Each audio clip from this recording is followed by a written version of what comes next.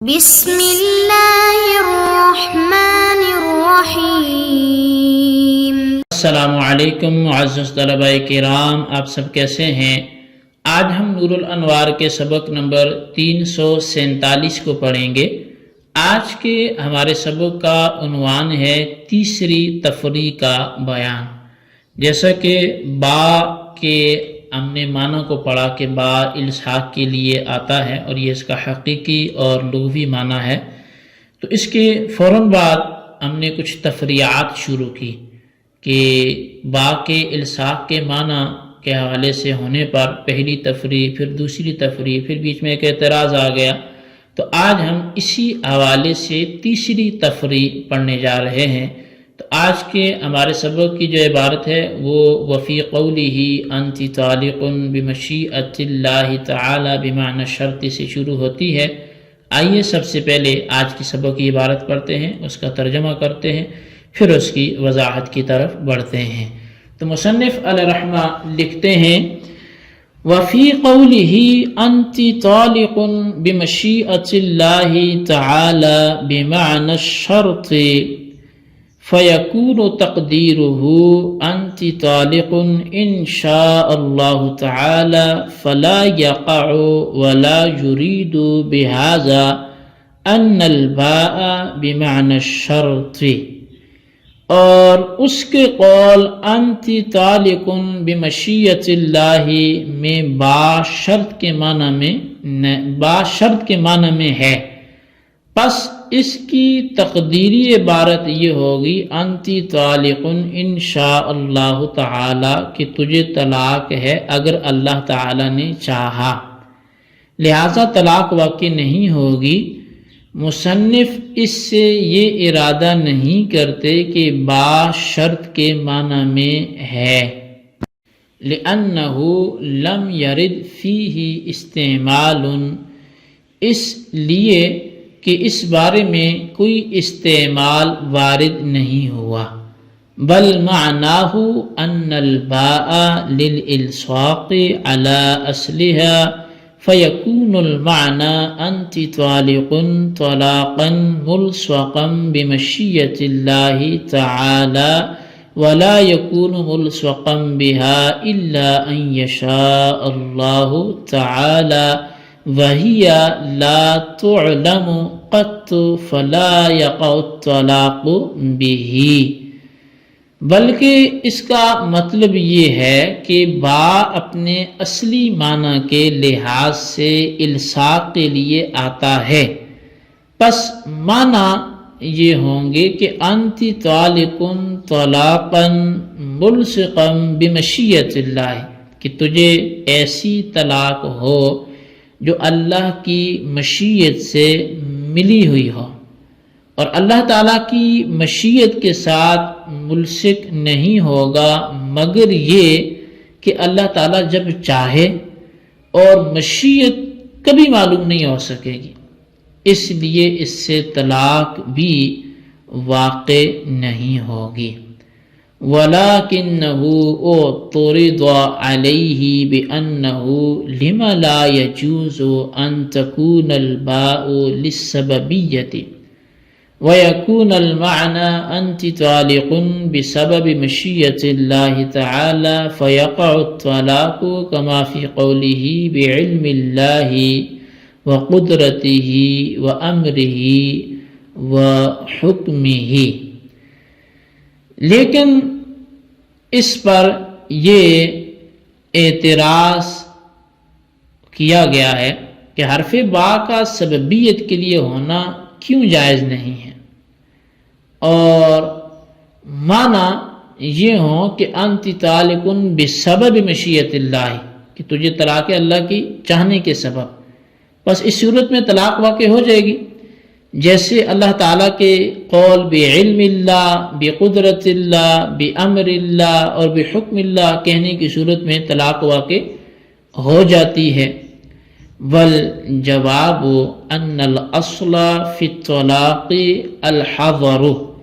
فینبغی الا یقع،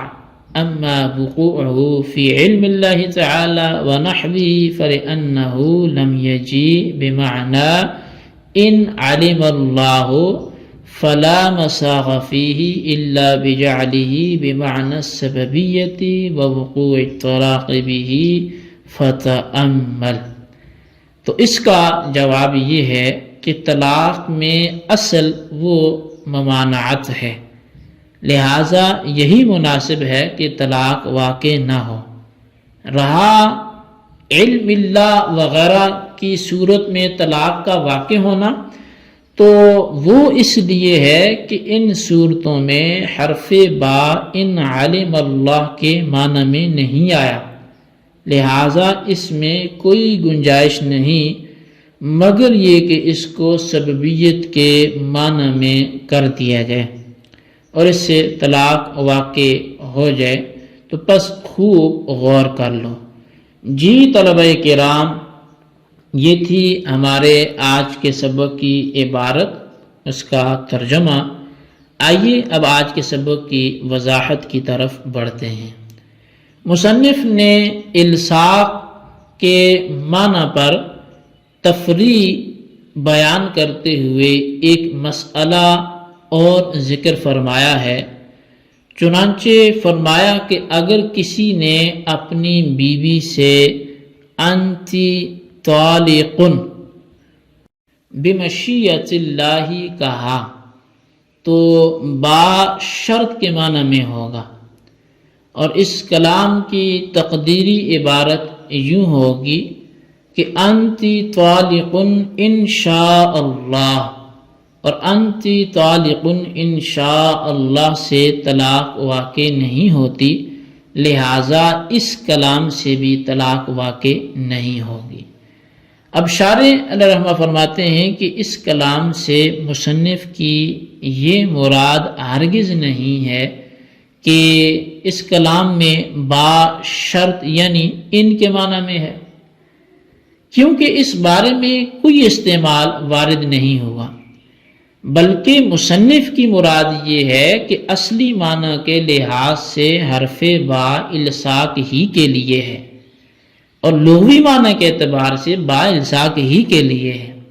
اور اس کلام کے معنی یہ ہیں انتی طالقن طلاقا ملصقا بمشیت اللہ، یعنی تجھ پر ایسی طلاق واقع ہو جو اللہ کی مشیت کے ساتھ ملی ہوئی ہو، اور اللہ کی مشیت کے ساتھ طلاق کا الصاق اسی وقت ہو سکتا ہے جب کہ اللہ تعالیٰ کی مشیت موجود ہو، اور اللہ تعالیٰ کی مشیت کبھی معلوم نہیں ہو سکے گی، لہٰذا اس صورت میں طلاق بھی واقع نہیں ہو سکے گی۔ اگر کوئی یہ کہے کہ اللہ کی مشیت اور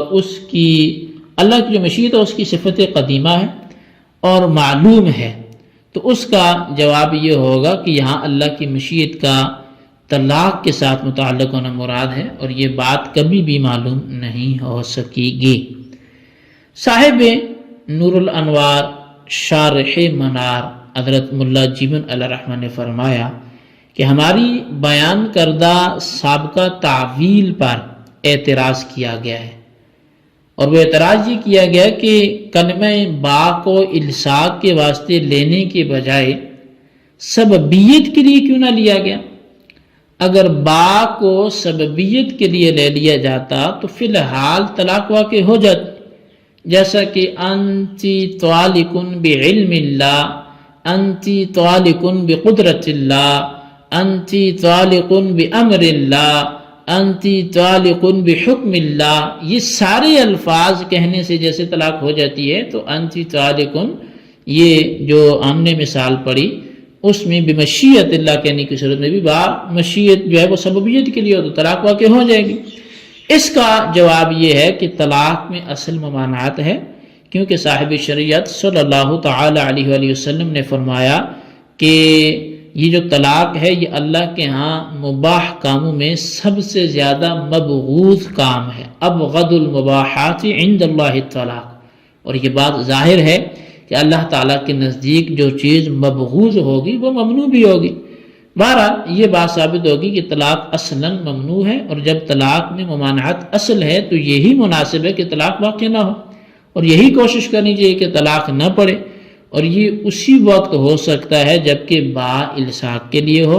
لہٰذا با کو الصاق کے لیے قرار دیا گیا اور سببیت کے لیے قرار نہیں دیا گیا۔ رہا یہ سوال کہ بعلم اللہ، بقدرت اللہ وغیرہ صورتوں میں طلاق کیوں واقع ہو جاتی ہے؟ یہاں بھی با کو الصاق کے واسطے مان کر طلاق واقع نہ کی جاتی تو وہاں بھی طلاق کی اصل ممانعت ہی ہے۔ تو اس کا جواب یہ ہے کہ ان صورتوں میں اگر با کو الصاق کے واسطے لیا جاتا تو یہ کلام ان عالم اللہ کے معنی میں ہوتا، حالانکہ بعلم اللہ کا با ان عالم اللہ کے معنی میں نہیں آیا، اور جب ایسا ہے تو اب صرف یہی ایک صورت باقی رہی، اس با کو سببیت کے معنی میں لیا جائے اور اس سے طلاق واقع کی جائے۔ جی طلبہ کرام، یہ تھی ہمارے آج کے سبق کی عبارت، اس کا ترجمہ اور اس کی وضاحت۔ اس کو اچھی طرح سمجھیں، اس کے خلاصے کو رجسٹر پر لکھیں، بالخصوص ان سوالات کے جوابات دیں۔ سوال نمبر 1 یہ ہے کہ مصنف کی مراد کیا ہے کہ با کو انہوں نے شرط کے معنی میں لیا ہے، ان کے معنی میں لیا ہے، انتی تعلق میں مشیت اللہ تعالیٰ کی صورت میں کس معنی میں لیا ہے؟ اور سوال نمبر 2 یہ ہے